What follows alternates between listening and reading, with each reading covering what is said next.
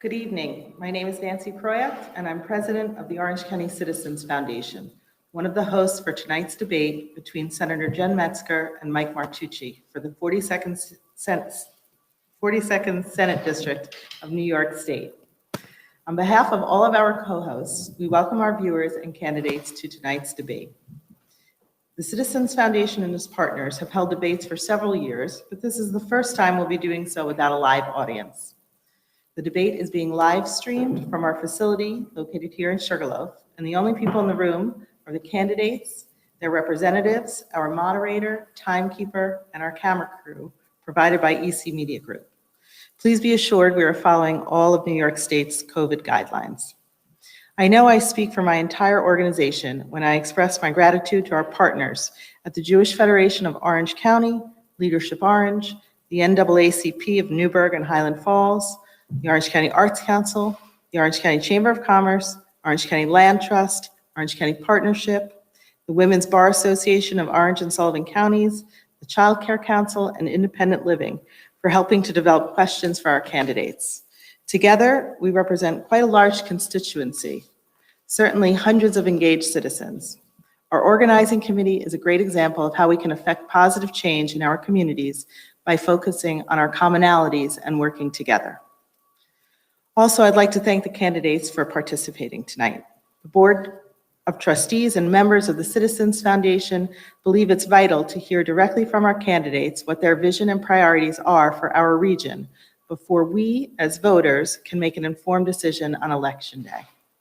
We are pleased they both agreed and joined us for what we know will be a good discussion of the issues.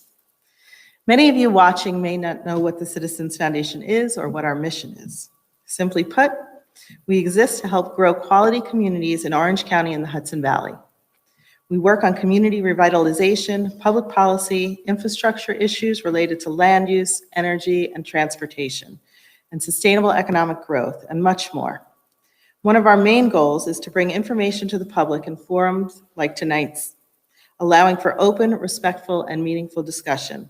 We are a membership-based organization that is open to all, and when you join the Citizens Foundation, you automatically gain a fortified voice in how your community develops and grows. Presumably, you are watching us from our Facebook page or our YouTube channel. If you'd like to learn more about us, please check out those pages or visit our website. Before I introduce tonight's moderator, I'd like to remind our viewers that we'll be holding another debate this Thursday at 5:30 p.m. between New York State Senator James Skoufis and his challenger, Stephen Brescia, mayor of the village of Montgomery and an Orange County legislator. Now on to our moderator. Dr. Larry Force is a professor of psychology at Mount St. Mary College and director of the Center on Aging and Policy there. Dr. Force is a gerontologist and has worked in the field of aging and developmental disabilities for close to 40 years as a practitioner, academic, administrator, and researcher in both the public and private sector. Dr. Force is a nationally recognized leader in the area of end-of-life care for people with developmental disabilities and has authored and collaborated on books, articles, chapters, monographs, and technical reports that address topics of developmental models of aging, lifelong disabilities, and naturally occurring living communities. We're so fortunate that Dr. Force has once again agreed to moderate these debates for us as he's done in the past.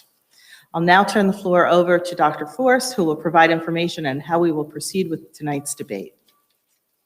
Thank you, Nancy, and thank you to the Citizens Foundation for making this happen. As Nancy indicated, my name is Dr. Larry Force, and I'm a professor of psychology at Mount St. Mary College and director of our Center on Aging and Disability Policy, along with my dear friend and colleague, Dr. Jeffrey Kahan. This is a wonderful opportunity to provide an exchange. And as we talked about prior to coming online, what the guidelines are. Our two candidates, Mike Martucci from way yonder and Senator Jen Metzger from Rosendale, have agreed to follow the guidelines of this exchange. And how the exchange will go is that each candidate will have 2 minutes to provide an opening statement. Based upon a coin toss, Mike Martucci will be providing the opening statement first, followed by Senator Jen Metzger. At that point, there will be questions provided. There are 5 categories of questions, and the first category we'll start with will be the economy. Each candidate will have 90 seconds to address the question, and then the other candidate will have 90 seconds to address the question. And then there will be a 30-second rebuttal provided to both, and then we will move forward. So again, I thank you prior to coming on, and I thank you again publicly for both of you being present tonight and agreeing to the guidelines that have been established. So with that, I'd like to turn this over to Mike Martucci for an opening statement. Thank you, Larry, and thank you to the Citizens Foundation and their partners for hosting us this evening. My name is Mike Martucci, and I'm a lifelong resident of Orange County. My wife, Erin, and I are raising our 3 children, Michael Jr., who's 5, Elizabeth, who's 3, and Catherine, who's 1, right here where we grew up in Orange County. I went to school in Minnesink Valley and college here at SUNY Orange, where I currently sit on the board of directors of the SUNY Orange Foundation. I continued my education at Marist College, where I graduated with an MBA in 2008, which was just about the worst time you could graduate from college with a business degree. So because the job market was a lot like it is today for our young people, I had difficulty finding a good job. And what I did was I went out and bought one school bus, and I began driving that school bus here in Orange County. And just as soon as I had enough money saved up to buy another bus, I did that. And my grandmother was my first employee. And over the 10 years to follow, I built a business of over 550 local employees providing school bus service here in the region. Today, I'm running for state senate because I see that New York's headed in the wrong direction. I see what's happening in Albany, and having spent the past several months out talking to my friends and neighbors, they share the same concerns that I do about the direction of our state and how difficult it is to live here in New York, and things that have changed, like our public safety, which certainly has changed in a big way. So what I know, and what the people that I've been speaking with know, is it's time for change. And it's time to elect a senator who will really represent our values, who will do things like lower taxes, protect our schools, create good jobs, and keep our families safe. Thank you very much. Senator Metzger? Thank you. First, I just want to thank the Citizens Foundation and all of the organizations that contributed to tonight's event, and for the work you do year-round to help our communities. I ran for office in 2018 because I felt that people weren't getting the opportunities that they should, that our small towns and rural communities' needs were being neglected in Albany, and that our state legislators cared more about who was giving them money than who they represented.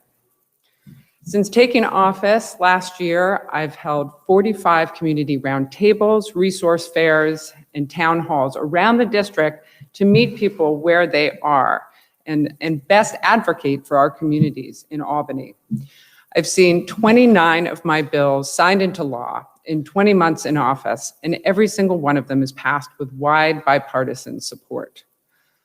My office has been helping literally thousands of people navigate the red tape to get the assistance that they need during this very challenging time. What matters is getting results, not party labels or politics. In my first term, I've been proud to deliver locally on things that matter to our communities. I brought funding to our district for diverse needs like protecting our black dirt farmers from flooding, providing housing and mental health support to our veterans and needed equipment to our emergency first responders, developing our recreational trail network, and protecting our open spaces. I will continue to make sure that the Hudson Valley community's needs are protected and that you have a strong leader in Albany. I'm the only candidate that does not accept money from corporations or lobbyists because I have one job to do, and that is to serve you. Thank you. Thank you. Thank you both.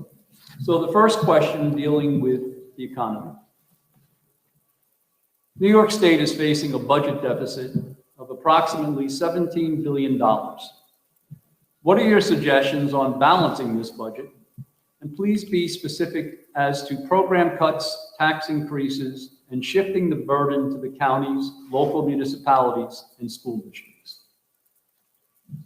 So, Larry, the first thing I would say is our state's budget situation didn't begin with coronavirus. The problem with our state budget has been a long time coming, And it's a result of years and years of fiscal mismanagement and waste in Albany. Just take 2019, for example, a year of some of the highest sales tax receipts our state has ever seen, some of the lowest unemployment rates our state has ever seen. Somehow, our state legislature, Senator Metzger and her colleagues, voted for $1 billion of new taxes and left the state in a $6 billion hole, completely unprepared for the pandemic that no one could foresee in 2020. And I do not support the idea that taxing our way out of this problem is the right solution. Raising taxes is what got us in this place, in this spot in the first place. Our obligation to New Yorkers, who are some of the most heavily taxed citizens in our country, is to say no to new taxes. There is such tremendous waste in the $180 billion bloated state budget that the first place that we have to go is eliminating waste that exists. I think of things like a nearly $500 million tax credit for Hollywood filmmakers and other spending items that are just completely out of touch with the everyday average needs of New Yorkers.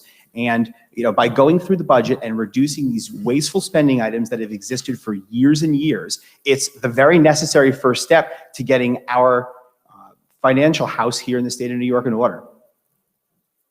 Thank you. Senator Metzger. Thank you. This is an incredibly challenging time for New Yorkers. I see it daily in my office with all of the people that have lost their jobs and are seeking assistance. This is not the time in the middle of a pandemic and economic contraction when we can afford to cut vital programs that our communities depend upon: mental health support, treatment for substance use disorder, counseling for domestic violence, food assistance programs. These are all things that are funded through the state government that we have to continue to provide. We also can't shift the burden to local governments because they are strapped and barely being able to afford the programs that they support. And we absolutely cannot overburden our middle class and working families, our seniors, who are the ones that are struggling under the weight of the current pandemic and economic contraction. We have to balance our budget in New York State. We're constitutionally obligated to do that. We need to be creative and look at revenue sources that can close that gap and keep those vital programs in place. Revenue sources like enabling mobile sports gambling, which is allowed in New Jersey and has generated millions and millions of dollars in revenue for that state. We should enable that here. Passing my bill to put a tax on corporate stock buybacks. Giant corporations have spent $1 trillion buying back their own stock to inflate its value. We should put a tax on that can raise over $3 billion in revenue to help close the gap. Thank you. Thank you. Rebuttal? So, Senator Metzger's talking about raising taxes again. And these are just job-killing taxes. And right now in New York, again, we can't tax our way out of the problem that we found ourselves in. Albany has had a long time spending problem. That spending problem is because of financial mismanagement and because of waste. So raising taxes right now during the pandemic is absolutely not the solution to fix the problem that lies ahead. Again, I would tell you that the other piece of this is the shift, the burden has gone into local taxpayers and local municipalities and counties. We see that already with delays in payments. Thank you. I'll just reiterate, this is an incredibly challenging time for New Yorkers, and we pay for vital programs and services that our communities depend on now more than ever. The needs have actually increased while the ability to pay for them has been reduced. So we have to be creative, and we have to help close that gap through the kinds of revenue generating solutions that I've discussed. They do not burden the people that are suffering most. Thank you. Thank you. The second question dealing with the economy, Senator, this is for you first. Even before COVID, our urban communities were subjected to higher unemployment than our towns and villages, while their infrastructure continued to deteriorate. Studies show that younger people are more interested in living in small urban centers and walkable communities. Yet our jobs and infrastructure invest often in land in suburban communities. What do you envision to fix this problem? So I would say actually that historically, we've seen underinvestment in both our small cities and our small towns and rural communities. This is one of the reasons why I left local government and ran for state office to begin with, because I felt those needs were not getting the attention they deserve. In my first term, I've actually, the two small cities that we have in the 42nd District, Port Jervis and Middletown, I've worked with both of them to secure funding for things like sidewalk improvements, park and recreational infrastructure, the very kinds of things that young people and people of all ages want to see in their communities and that improve quality of life. But I've also been focusing on making sure we have the resources and the funding for our water infrastructure, making sure we can maintain roads. We've secured a number of grants for our rural communities. Again, I know from having served in local government that they have incredibly tight budgets, so this kind of funding is critical. Thank you. Michael? The way that we create job opportunities in urban communities is by attracting job creators and innovators. The government doesn't create jobs. People who, entrepreneurs create our jobs. And, when I think of my journey creating jobs here in Orange County and what attracted me to the places where I was working, my company, and creating jobs, I think of some of the really important things that have to exist in those communities. First, doing business in New York and creating jobs is difficult to begin with because state's bad policy, and that affects every community across our entire state. And when you look at the urban communities, there's a new challenge, which is public safety. Our urban communities have been disproportionately affected by bad legislation that's been passed in Albany recently. These communities are less safe, and it's increasingly difficult to create jobs in places where people might not feel safe to work or live. So, when I think about, being a job creator myself and the things that I did to, develop jobs and focus jobs in areas, we need to be creating incentives for businesses so that they can start and thrive in those communities. And right now, New York in general just isn't doing that. Thank you. Senator Rebuttal? Yes, government plays a critical role in creating the conditions for job creation. It's absolutely essential. And one of the biggest needs and a top priority of mine since coming into office has been to close the broadband gap, which is enormous in our district and statewide. It is absolutely essential to work in the modern day, to educational opportunities, to healthcare, to daily living. And we just passed my bill virtually unanimously to close that gap in New York. Thank you. The third question dealing with economy, Michael, goes to you. How can we work together to attract and create jobs in our region so that our children can afford to live here and work here after they complete school? Affordability and job creation are two of the huge issues that exist in this race, and I think races all across New York today. I think of my story, and I want young people, which you spoke directly about, Larry, a young person to be able to do the same thing I did, which is start with an idea and a vision and create a business and be successful here. But unfortunately, as I said before, our state's bad policies don't allow that to happen. I'm talking about things in our region like an MTA tax that's applied to employers. That is a tax that makes it more difficult to do business here. Other anti-competitive aspects of doing business in New York, like a really broken small business tax structure that tremendously disadvantages our businesses compared to businesses that are just a short distance away in states like Pennsylvania.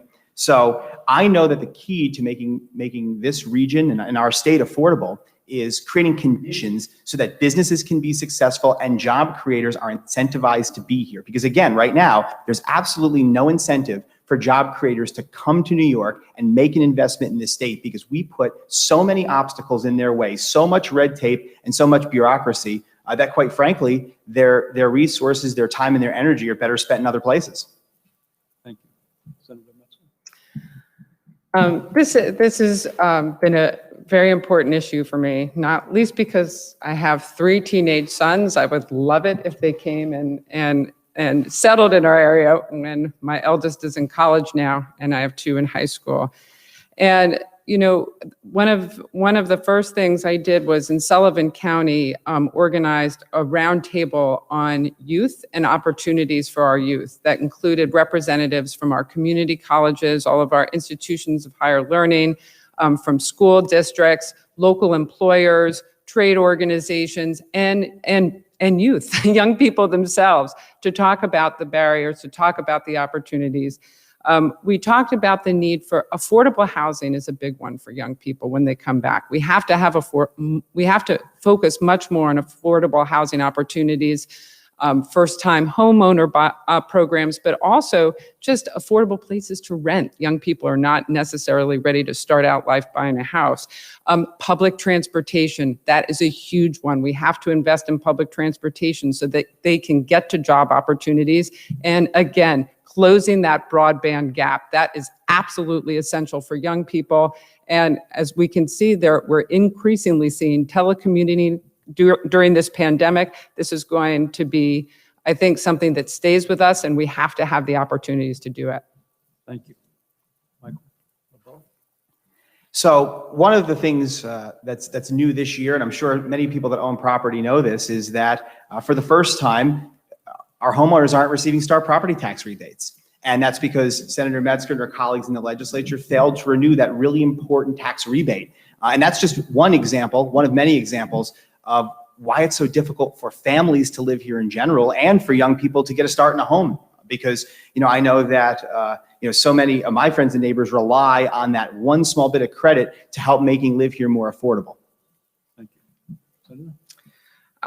I will just say I've heard my opponent say this on several occasions. I don't know if he gets the star rebate, but the star rebate continues to exist and everyone still gets it. So that's my only point. Thank you. The next question dealing with the economy goes to you first, Senator. Orange County farmers continue to face difficult challenges due to land competition and a growing demand for developable land.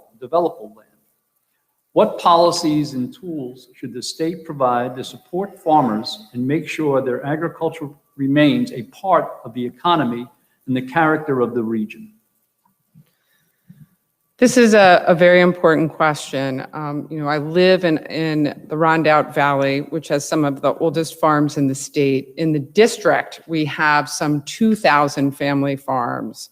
I chair the Agriculture Committee, and this has been one of my top priorities in the state Senate. And both years in a row, I successfully advocated for farmland protection funding.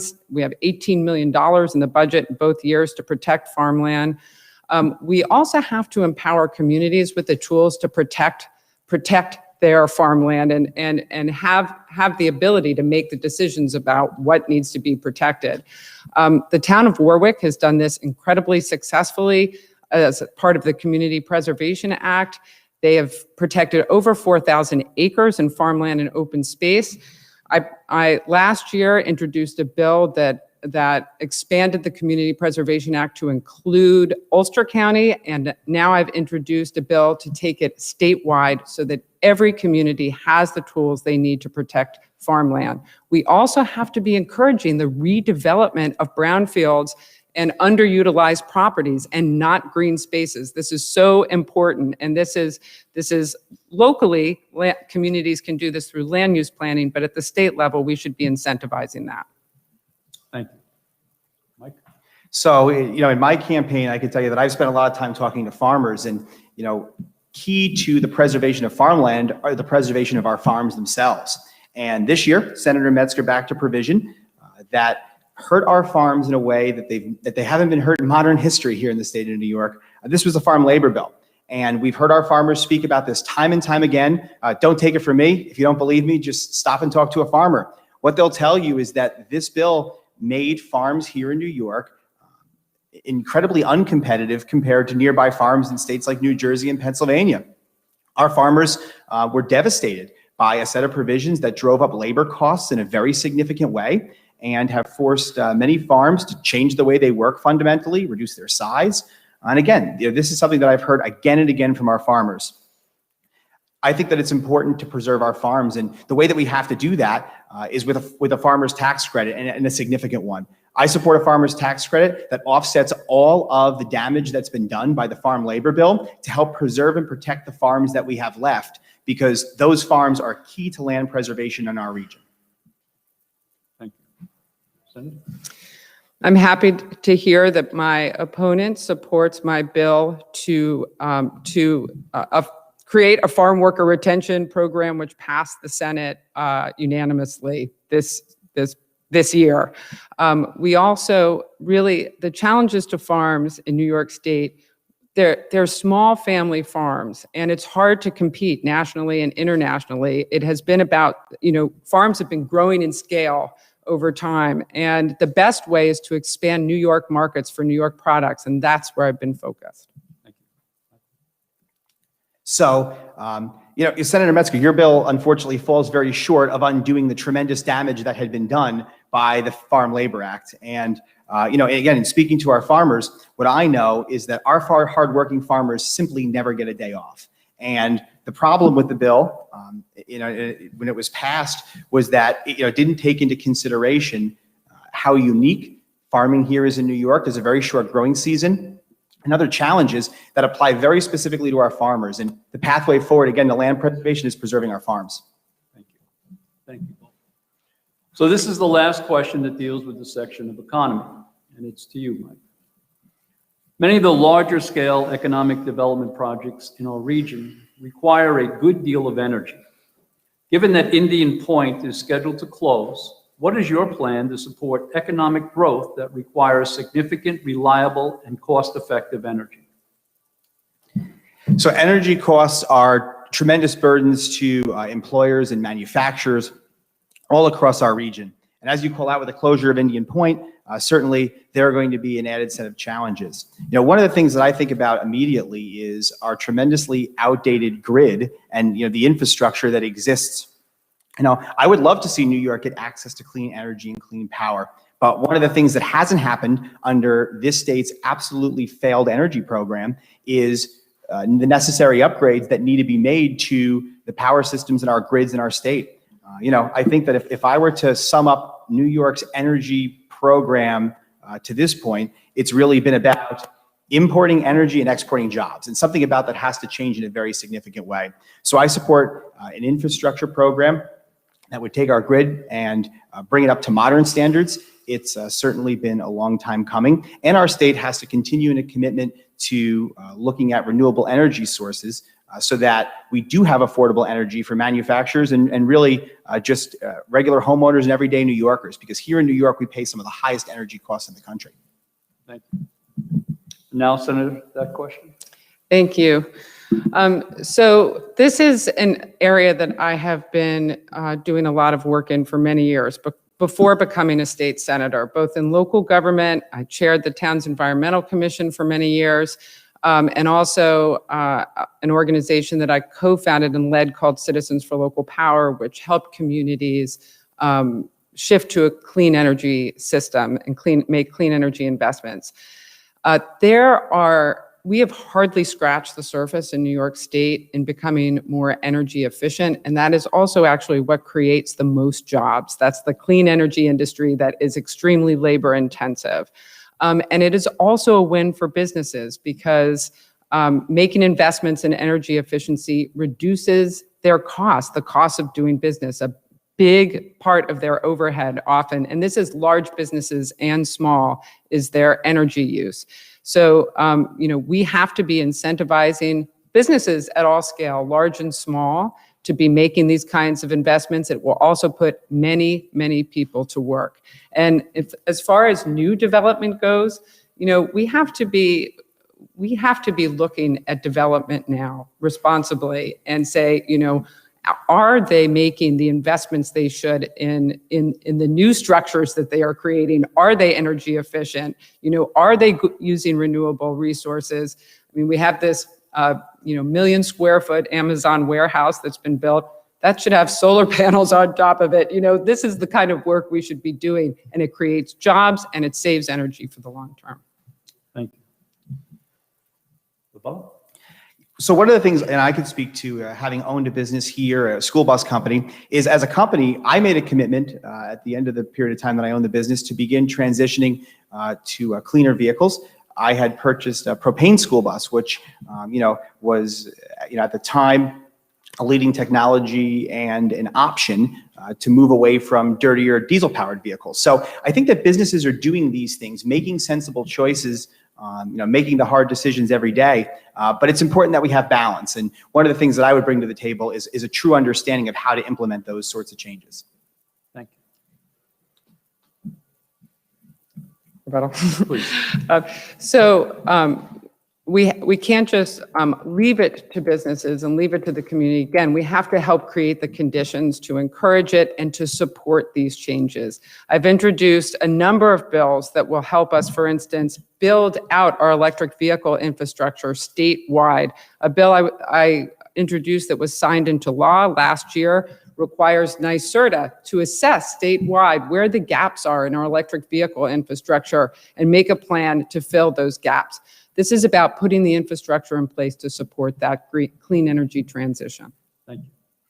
The next section deals with justice, equity, and social well-being. Senator, this question is to you first. There are still many issues of inequality throughout our society. Please give us specific examples of how those issues will be addressed, especially when it comes to women and children and the inherent disparity that continues to exist in almost all areas. Well, we continue to see persistent inequality along all lines by race, gender, economic circumstances. And this is something that, I've really focused on and we've really focused on in the legislature to address. I'll just, give you an example. Black women are 4 times more likely to die in childbirth than white women. I mean, that is extreme. And New York State, generally, in terms of maternal mortality, ranks 30th nationally, which is not something to be proud of. That is something we absolutely have to fix. We passed legislation last year, signed into law, that creates a maternal mortality review board of experts that are going to actually examine those deaths and develop strategies for reducing risk. We also have to be expanding investments in school-based health systems to make sure that every kid has access to the health care that they need. We have to expand. We have a goal of having universal pre-K in New York State. But we still, every year, I'm advocating for more and more funding to make sure that every 4-year-old, every parent of a 4-year-old has that as an option. It has been shown to improve educational outcomes for all children, and it also enables women to get back into the workforce. Thank you. Mike? So, I've never been elected before to public office in my life, but I can speak to something that my wife and I do that really, I think, is center point to this issue. So my wife and I have a charitable foundation through the Community Foundation of Orange and Sullivan. And, when I think about this question, I think about one of the grants that we had made last year that really speaks right to this issue. My wife and I had made a contribution to Fearless, which previously Safe Homes of Orange and Sullivan. And when we were talking to Kellyanne, the executive director there, she had explained to us a very specific program that was a program of great importance for her. And, it was a program that Aaron and I chose to support because it really, worked right toward this issue. And what it was about was teaching young children about healthy relationships, because there are so many homes where there might be issues like domestic abuse that affect women and children in a tremendous way. And there are so many young children who don't have an opportunity to understand what a healthy relationship is about or how to build or grow a healthy relationship. So I hope to be able to do more things like that from the role as senator. But I think it's our obligation, every one of us, regardless if we're elected to public office or not, to help in this regard. Thank you. Senator? Sure. I would just like to add to that the work of Fearless is really important. And for the last 2 years, I've secured funding for that organization to help promote their work and their collaboration with police departments to reduce the incidence of domestic violence. I just I have very little time, but I just want to mention it was just signed into law. We passed a law prohibiting the pink tax, which is hugely important. Companies would charge different prices for the same services for men and women, and we've eliminated that. A pink razor should not cost more than a blue razor. So the only thing I would add is, bad policy from Albany has disproportionately affected women and children. I think about the dangerous bail reform law that allows domestic abusers to be immediately released in this revolving door of criminal justice. So, I think so many of the things that we're talking about today and in this campaign really apply across the board. And, I think when, again, we circle back to the work of Fearless and, the great work that organization does, our focus needs to be, not only addressing these issues, but also keeping in mind that it's our obligation to protect victims of violence. Thank you. Thank you both. Again, another question in the section of justice, equity, social well-being, and Mike, this initially goes to you. In this global pandemic, we've seen highs and lows in infection.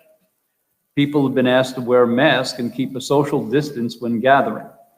On September the 28th, Governor Cuomo announced increasing cases of COVID in Brooklyn, Rockland County, and Orange County. In response, we've seen a rise in anti-Hasidic sentiment in local community Facebook pages.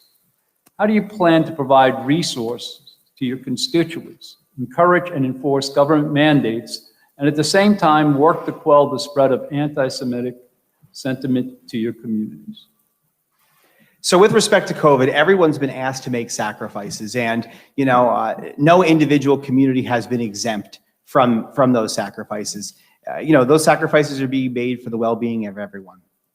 I think the obligation of a state senator in a situation like this is to lead. And one of the things that our state legislature did was essentially absolve themselves from all the responsibility of leading during this pandemic. I think back to March, when the state legislature decided to give expanded powers to the governor. Certainly that was appropriate at that time. But here we are in the month of November with effectively one person, the governor of the state of New York, running the entire state government. So it's no surprise that all the decrees about compliance and those sorts of things are happening in a top-down fashion. I think that communities have elected their leaders so that they can bring their voice to Albany and represent the values of those communities. And certainly this region is no different. And I think this is really a time when we call for leadership more than anything else, leadership and sacrifice. And I think that, provided we're all willing to make those sacrifices, we'll all emerge better from the situation. But again, my real challenge and what I would have done differently in this situation is made sure that the state legislature exercised its ability as a co-equal branch of government to lead. Thank you. Senator? So to answer the question you actually asked, it's incredibly important that we all work together at state levels, county levels, community levels to address this. No one has an interest in seeing these spikes in transmission and seeing another COVID surge. And I was actually just speaking to the Orange County executive recently about this, who agreed with me. We really have to collaborate on that, and we have to be proactive, I think, in educating and informing people if they are not complying with these. We're all in this together, basically, and have to follow the rules if we're going to keep the transmission low. Rebuttal? Well, I would disagree that I didn't answer the question. I think, really the case here is pretty simple.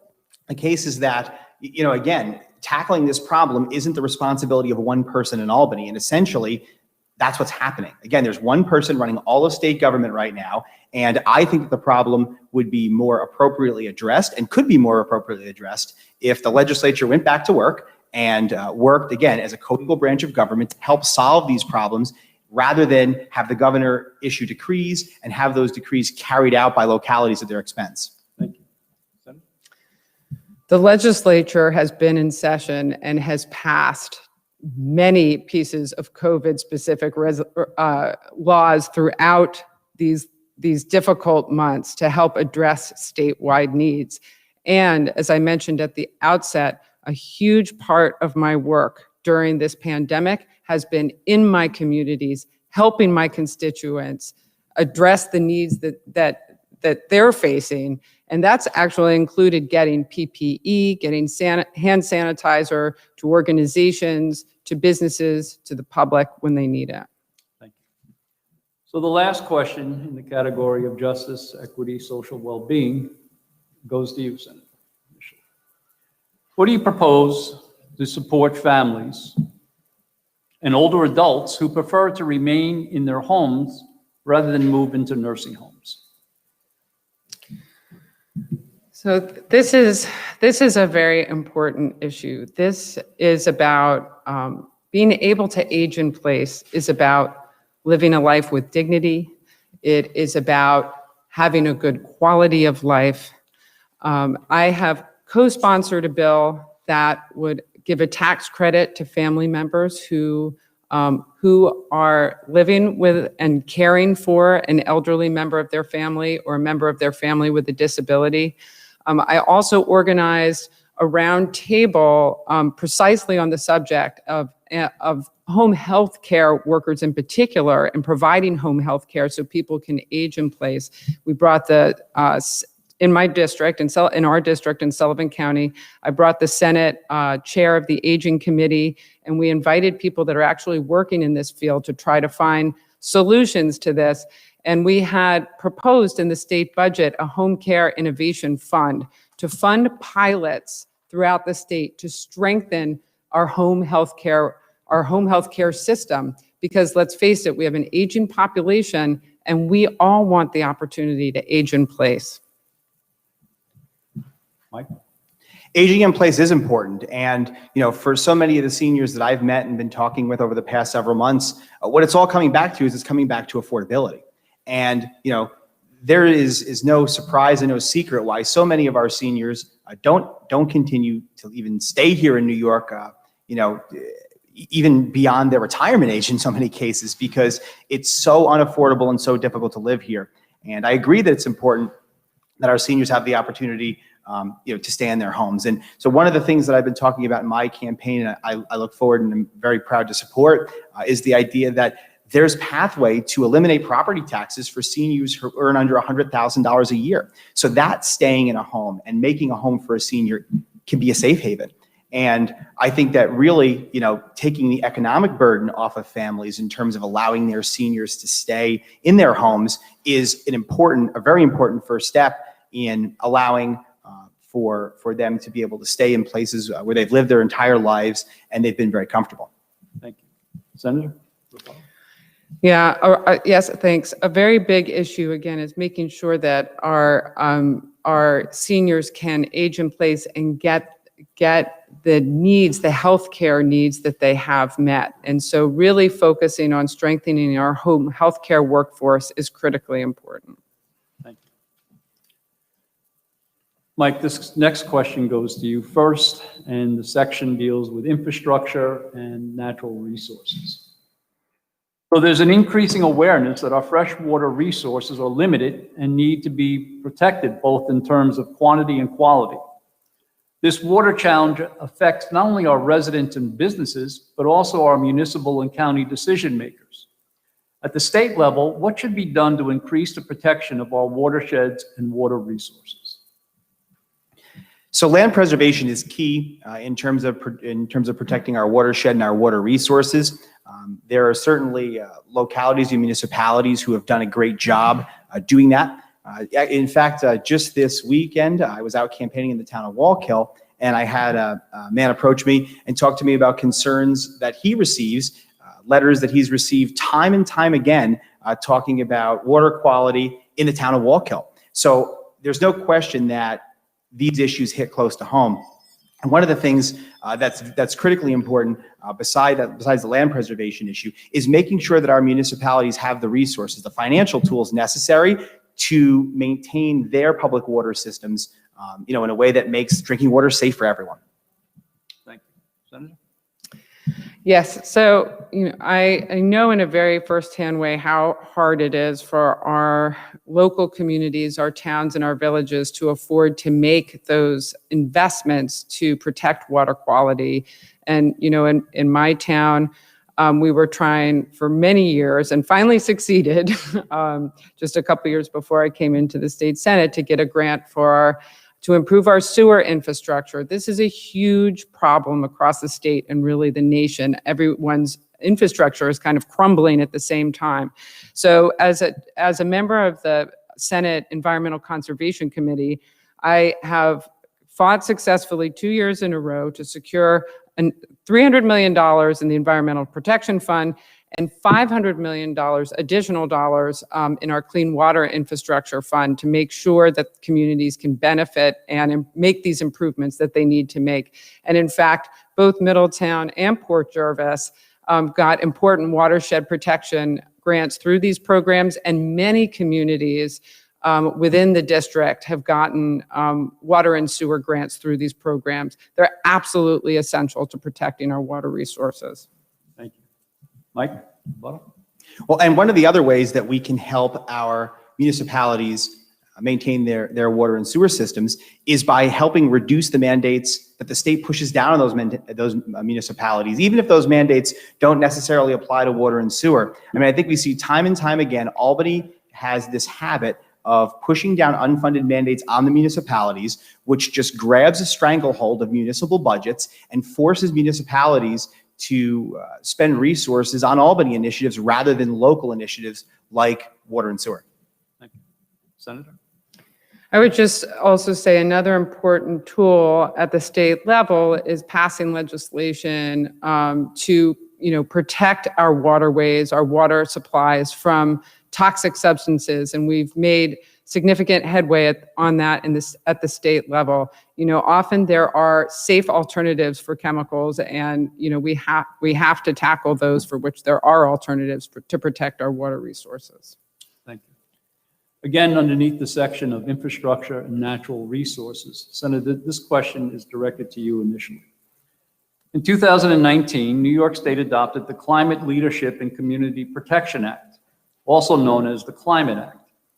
New York State's Climate Act is among the most ambitious climate laws in the world and requires New York to reduce economy-wide greenhouse gas emissions 40% by the year 2030, and no less than 85% by 2050 from 1990 levels. Are these goals realistic? And how do you see the Hudson Valley participating in meeting them? Is there specific legislation that you would introduce to further those goals? Are there green jobs that you would propose our local economic development community focus on bringing to the region, and how would we do that? Thank you. So those targets are absolutely realistic, and I was very proud to be a member of the Senate Climate Group that worked on the Climate Leadership and Community Protection Act. It was a huge step forward when we've been going backwards at the national level.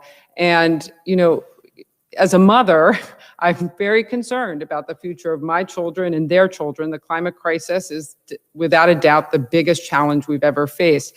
But this is also an enormous opportunity. We can create thousands of good paying jobs by shifting to a clean energy economy.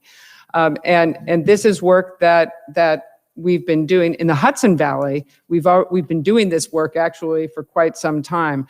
But to really gear up, we have to our community colleges we need to be looking at programs that support the kind of training and trades jobs. A lot of these are trades jobs in clean energy industries. And just interestingly, SUNY Delhi, which is part of our district, is starting the first electric vehicle maintenance program in the state, maybe in the nation. But this is the kind of forward-looking program that we need to encourage. Also locally, communities can start encouraging these kinds of investments through land use planning and deciding for themselves what kind of land is appropriate for renewable energy development, and balancing those needs against protecting farmland. But when you know where you want to build, you can proactively encourage it. Thank you so much. Mike? So I would disagree that the goals are entirely realistic. I mean, look, Albany should be lauded for its efforts with respect to addressing this concerning climate change. But, I'll give an example again. I think I spoke to it just briefly before. As a business owner that I struggle with in my business and ways that I found to manage this issue, climate change, and balance it with realistic economic goals and restrictions. As I said, I owned a company that had hundreds and hundreds of school buses, and most of the buses were diesel-powered buses. And I had made a commitment to make to try to reduce the impact that these buses had on the environment. And when I researched, a school bus costs about $100,000. An electric school bus would cost $400,000. And the infrastructure didn't even exist that would allow me to plug in hundreds of school buses in one school bus yard overnight to charge. So, while it would have been great to go to a zero emissions technology, it wasn't realistic because the infrastructure didn't exist. It just wasn't possible. So I made an investment in propane powered school buses, which was a good alternative and a cleaner alternative. So I think as we move forward, what's important is having a voice in the room that knows how to balance these very lofty goals with what our businesses and, again, everyday New Yorkers can just afford to shoulder. Thank you. Senator? Yeah, sure. Actually, I'm glad you brought up buses because the utilities in New York right now are doing pilot projects for public electric buses in New York State. Ulster County is piloting an electric bus program for its public transit system. The technology exists. It's about encouraging the investments in the right direction, away from fossil fuel investments and into clean energy investments. And I can't repeat this point enough, okay? It is a job creator. Clean energy industries are labor intensive. Fossil fuel industries, they're capital intensive. They don't create a lot of jobs, but clean energy industries create jobs, and energy efficiency saves money for businesses. It saves money for government because it reduces your energy costs. So there are lots of win-wins to be had in the shift to a clean energy economy. Thank you. The next question, Mike, is for you. And this is in reference to infrastructure and natural resources again. Close to 30% of the Mid-Hudson Valley's working population commutes to New York City, Westchester, and northern New Jersey. New York State is facing an unprecedented budget deficit due to COVID-19, and there's discussion of severely cutting Rockland and Orange County's commuter train service if the federal government doesn't provide aid. At the same time, more people are working from home and commuting less. What is your position on the MTA cuts, and what do you believe you can do as state senator to further your position? So when you look at the DOT capital plan here in New York, one of the things that had always existed historically was parity in spending between upstate and downstate. When I say that, what I mean is, upstate, which was primarily focused on infrastructure, doing things very simply like fixing roads and filling potholes, and downstate, which was primarily focused on the MTA and mass transit in New York City. So here in Orange County, so many of our businesses and our residents already pay a lot of money to the MTA, and our service was very inadequate to begin with. And as you said, Larry, now there's conversations about completely eliminating or drastically cutting MTA service here in Orange County. Look, what this first comes back to is making sure that we have a strong upstate voice in the state Senate to fight for people of our region. And the problem is so much of this DOT capital plan has been focused in New York City and downstate that we see issues like our roads crumbling and now these big conversations about cuts that are happening with the MTA. The second piece really is that the MTA itself has been absolutely wrought with fraud, waste, and abuse for so many years. So the problems with the MTA have been a long time coming. And because our state has absolutely failed to address those problems, now we find ourselves at a crisis point. So this was absolutely foreseeable, and I simply wouldn't have let the problem get this far. Thank you. Senator? Yes. So we need to be increasing investment in public transportation, not reducing it. The West of Hudson line is incredibly important for jobs for our residents, for getting to work, and also for the environment. Public transportation is a huge part of the solution of reducing emissions in our transportation sector. The MTA, we have been paying way more into it in taxes than the Hudson Valley has been getting out of it. We successfully fought, my Hudson Valley colleagues and I, to get expanded investment in the MTA capital plan for the West of Hudson line. Now they're talking about huge cuts. We have to fight those cuts. We have been paying for this. And I think that, we may have to look into creating a new authority that's just for the Hudson West of Hudson line and just cutting out the MTA, because we want our tax dollars going to our public transportation services. One of the other projects with respect to commuters that's absolutely, lagged or hasn't moved forward in any significant way is the Route 17 project that would involve the third lane on Route 17. I think really this is one of the most critical projects to the region with respect to transportation. Certainly anybody that's from the area knows that road is impassable, especially in the summer during certain times. I think you even dread the thought of getting on Route 17. So when you talk about these projects and the importance of commuting and the importance of fixing infrastructure, in my perspective, Route 17 is right at the front of that conversation.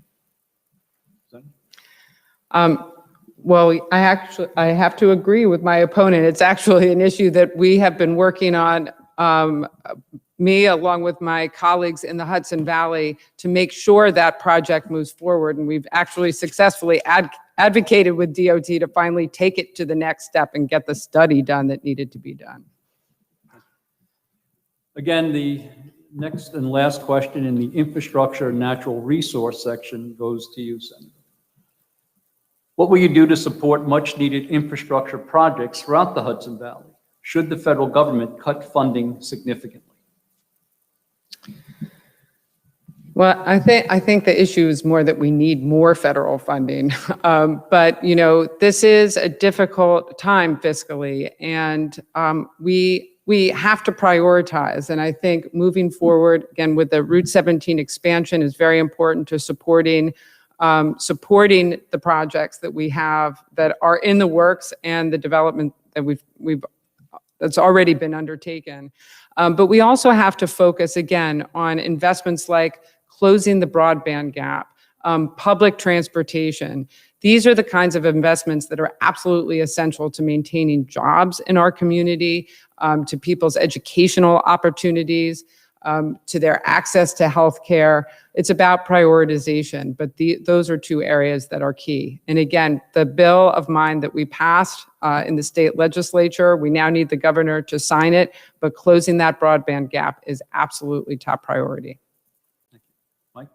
So again, with respect to the infrastructure question, first, as I said before, the MTA is an organization that has been absolutely filled with fraud, waste, and abuse for decades. And no one in Albany has done a thing to address the real problem there, which is this absolutely very blatant and largely year over year expanded waste. I mean, you read stories, periodically in the news that talk about MTA workers with a base salary who earn hundreds and hundreds of thousands of dollars a year in additional overtime benefits. It doesn't make sense. And we have an obligation to address that waste. Thank you. Senator? Rebuttal? Again, the focus has got to be on our communities and our district and making sure that we are investing in the right kind of infrastructure that supports job growth, that supports educational opportunities. Things like public transportation and broadband are essential. Also supporting linkages, strengthening our regional food system, supporting linkages between our farms and other businesses, and really looking closely at our economic development model and strengthening the regional economy that we have. Thank you. Well, the senator's mentioned broadband a couple times, and it is an important infrastructure project.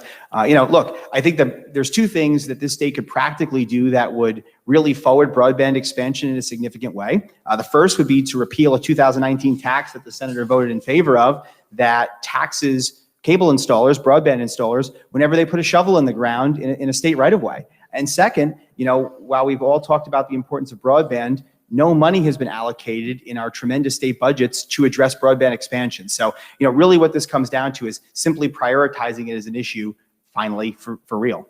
Thank you. The next section of questions deals with the issue of leadership. And Mike, this question is to you. If elected, what committees would you request to serve on? It's a great question.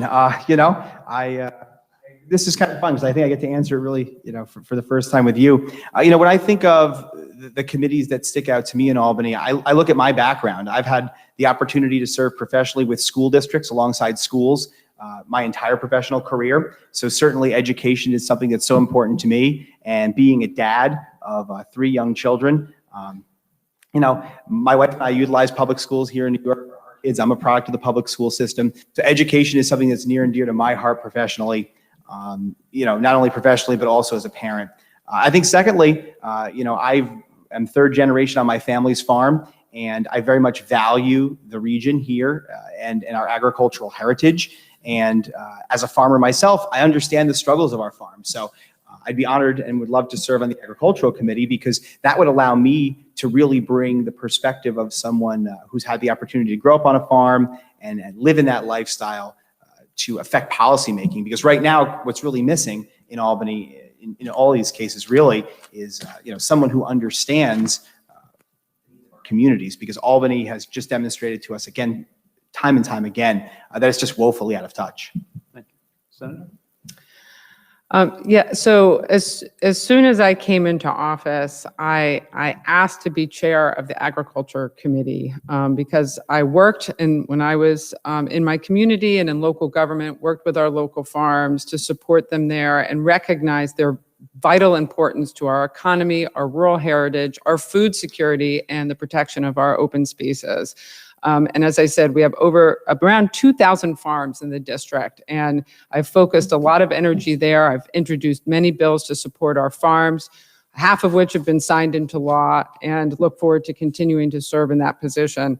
I also serve on other committees that are all in priority areas for our communities. The Education Committee, the Health Committee, the Environmental Conservation Committee, the Energy and Telecommunications Committee, the Rural Resources Commission. In my work on all of these committees, I've brought a lot of experience from my work at the local level and have played an active role in crafting legislation in all of these areas. Thank you. Mike? So also as a small business owner, I stand in the shoes of so many of our small business owners. And as I said before, it's so difficult here in New York.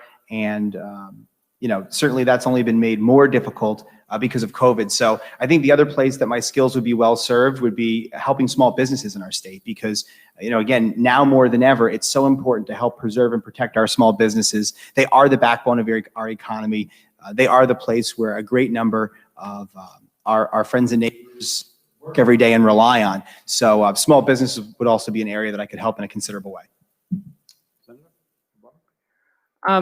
I would just like to say that it's been, it's been very rewarding work to be able to bring my experience in these different areas, in environmental conservation, in working with our local farms, in energy and telecommunications. All of the local experience I've had has been really valuable at the state level. Again, one of your most important roles, I feel, on these committees is bringing that local perspective. Thank you. The last question in the section of leadership, Senator, we start with you. In a time where a country is showing great division on many topics, what tactical approaches would you take to achieve more harmony? So I take a real problem-solving approach to state government. And I feel that that is one of the best ways to bring harmony. As I mentioned at the outset, all of my bills that have been signed into law all pass with bipartisan support. And that's because they're addressing issues that are important to our communities. And I have to say also, campaigns are really important in setting the tone. And they can either contribute to harmony or they can cause needless divisiveness. In this campaign, I have been focused on what can we do together to what will best serve our communities and how can we work together to achieve those goals. My opponent has focused entirely on divisiveness and polarization and politicization. And if it's an indication of what the role he'll play in state senate, it is not what we need right now. We need to roll up our sleeves and work together and solve the problems our communities face. So the focus really, of my entire professional career has been collaboration. The reason why I was successful in business and I was successful in helping school districts save millions and millions of dollars over the years that I owned my school bus company was because at center to all of what I did was working together. I had hundreds and hundreds of employees from all races, all walks of life, coming from all different backgrounds, economics backgrounds. And it was my job to put all of these people on a track to success together. And that was always my focus. And whether that was working with a school board to help save money, whether that was working with employees to help employees meet their goals individually, or the organization to meet its goals collectively, collaboration is center point. And that's the obligation that we all have. I would also disagree with the senator that my campaign has been about divisiveness. I mean, look, at the end of the day, the primary difference between the senator and I is that the senator is running from her record and I'm here to face mine. And what I know is that the things that have been happening in Albany have been hurting New Yorkers. There are real victims from the bad policies, some of the things that I've spoken about. And this campaign is about showing a very important and stark contrast, the difference between Senator Metzger and I. Thank you. Rebuttal? The first time I ran for office in political night in 2018, I again talked about what I bring to this job, and that is what I have focused on in the job is working again to problem solve for the communities. I think whether you run for office the first time or the second time, you can focus on what you bring to the table. Look, I think that during this campaign, I've been pretty clear about what I'm here to bring to the table. And, again, I think what's more important now than ever is that we bring experience from real job creators to Albany. We bring experience of folks who understand the everyday plights of New Yorkers. Understand what it's like raising a family here, understand what it's like to pay bills and budget in a home. Because again, what Albany has indicated to us time and time again through its policies is that it's completely out of touch with the needs of our communities. Thank you. This is the last section, which deals with the issue of education. Mike, this question goes to you first. There is a significant portion of the population in our communities without home access to internet. With schools and libraries closed, students in those areas don't have access to internet and therefore don't have access to school educational resources. Where do you stand on remote learning and how it disproportionately affects the community of color? So, look, my wife and I are now managing as a family the remote learning challenges. I think that we have a kindergartner who just started school a few weeks ago, and we start our mornings off with fighting with a 5-year-old to get on the computer and do virtual learning. It's certainly a challenge. We as a family have chosen the hybrid approach where our child's in school some days and home others. You brought up the issue of broadband. And look, I said it before and I'll say it again. There are two very, very important things that this state has to do and has to do immediately to make sure that all of our communities have access to virtual learning, because virtual learning is going to be part of our reality moving forward. The first is to make sure that in our state budget, there's actual money allocated to expand broadband networks in New York. That's something that hasn't happened, and budgets speak to priorities. So if this has been a priority, there would have been resources. Second, the state again voted in favor of a fiber tax. This is a tax that Senator Metzger supported that charges cable installers every time they stick the shovel in the ground to go and expand broadband networks when they're in state right-of-ways. This has to be repealed immediately so that we can get access to these underserved communities. Thank you. Senator? So the enormous broadband gaps in our region and statewide have perpetuated inequalities and prevented people from getting the opportunities they should long before this pandemic. But this pandemic has really, really magnified the challenges. We have to attack this problem on all levels. As I mentioned earlier, my comprehensive broadband bill will close the gap, was passed virtually unanimously in the legislature. We now need the governor to sign it. At the same time, I've been working at the county level, I've been working with Sullivan County to secure funds for a municipal broadband project that they're undertaking. And then at the individual level, we've been working literally one-on-one with residents to try to get spectrum to connect people as promised. And we actually just succeeded in getting all of Bethlehem Road and Callicoon connected. But it's literally, it's like, you have to work from the state level down to the street level to resolve this. But it is absolutely like the top challenge we have to tackle. Mike? Well, again, I hear about all these great activities, but two really important facts remain. The first is that state funds still have not been allocated to solve the problem. And again, second, in typical New York State fashion, we've created a problem and we can't even get out of our own way. And again, when I say that, what I mean is this state went and instituted a tax that Senator Metzger supported that raises the cost of expanding cable networks across New York. So this is a classic case of saying one thing and then doing another in terms of votes. And again, the obligation we have is to fix these two critical items. Senator? Part of fiscal responsibility is not throwing at a problem you don't understand, which is what my opponent is essentially advocating. What my law that we just passed in the legislature will do requires an assessment. We do not have the information of where the gaps are in New York State, of what the speeds are that need to be corrected and what the technological solutions are, which can differ from area to area. That work has to be done before you invest state dollars in resolving it. Thank you. So again, in the section of education, this will be the last question. And Senator, it's directed to you initially. Over the past several years, we've seen a decline in the number of affordable child care facilities. Salaries for child care workers are low, while state educational requirements to hold such jobs are high. Child care facilities are expensive to operate, but many parents can't afford to pay a lot for child care. What do you propose to do to fix this unsustainable situation?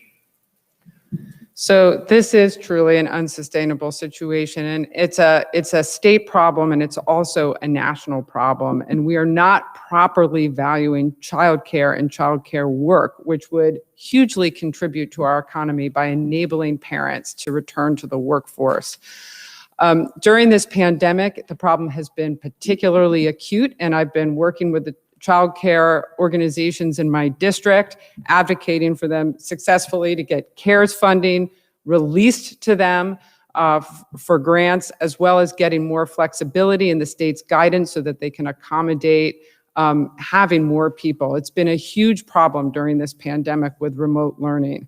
But we've also seen some, interesting innovations happening.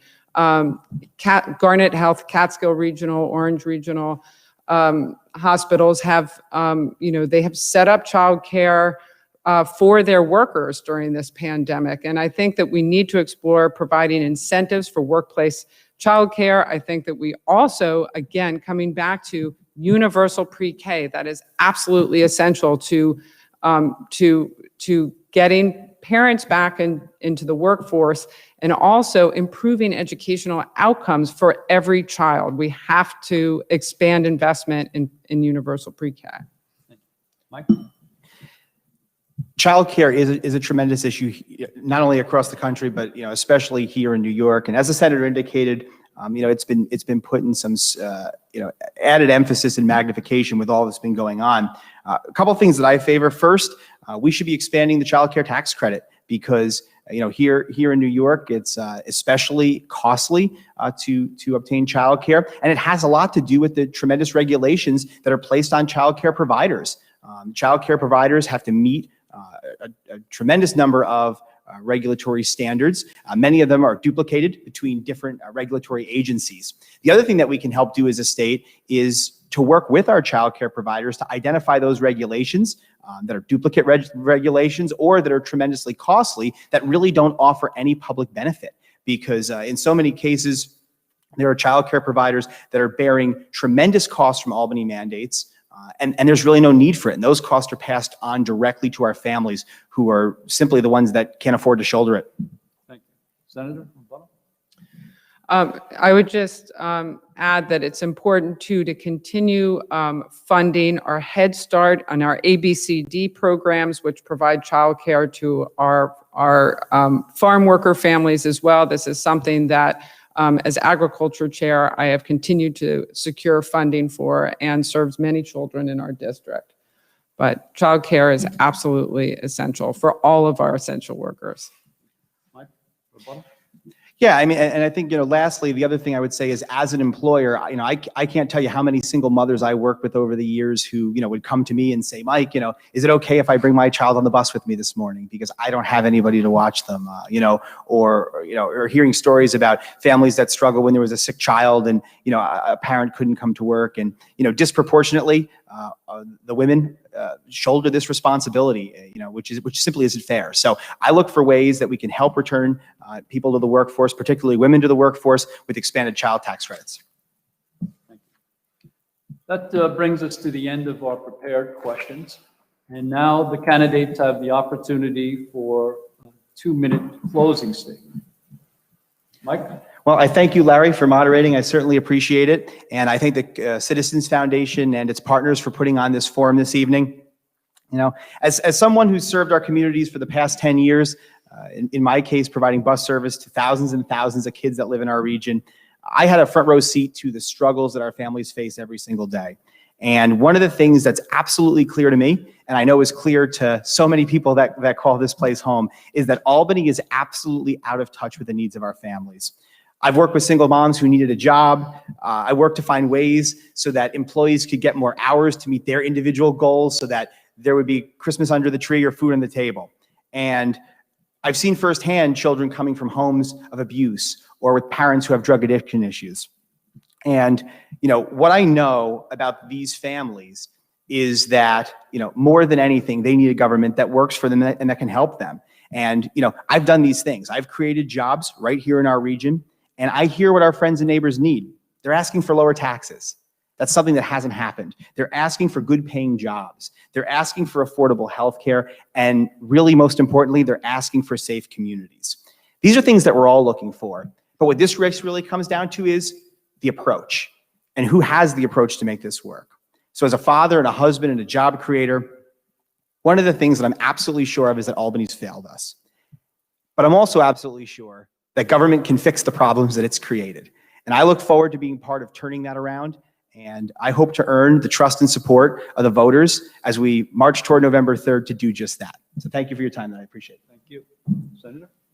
Thank you so much. When I was young, my family's life was turned upside down when my father was laid off. My family struggled throughout my childhood, and I understand the hardships that so many families are facing right now during this challenging time. But I was able to change the circumstances of my life because I had the opportunity to go to a really good public school, and I worked hard and made the most of it and went on to college thanks to a good college thanks to a financial aid package. I believe that the role of government is to make sure that everyone can realize their full potential and have a good quality of life, have a healthy and safe environment, safe neighborhoods, good public schools, And their towns and villages should have the infrastructure, everything from sidewalks to broadband. And this is why I entered public service. I served for over 10 years in local government in the small town of Rosendale, where I've been raising my 3 kids with my husband, John. I also co-founded and led an organization that fights unfair utility rates and practices. I know how to roll up my sleeves and get the work done that needs to be done for our communities. And I have the energy, the experience, and the commitment to get results. And that's what really matters, is results. I've worked hard to deliver for the people that I represent, and I'll continue to fight to make sure our communities get their fair share of resources and funding so that we can come out of this crisis stronger and we can build back stronger. Thank you. I'd like to take this opportunity to personally thank both of you for the tone and the depth of your answers. Thank you so much. Okay, thank you. I'd also like to take this opportunity to thank Nancy and the Citizens Foundation and the committee representatives for putting together extremely well thought out questions. So with this, at this point, Nancy, as Nancy said, that's it. And thank you so much to the timekeeper, because you were wonderful to work with, and the film crew. So thank you so much. Thank you all so Best much, wishes to both of really. you. Thank you.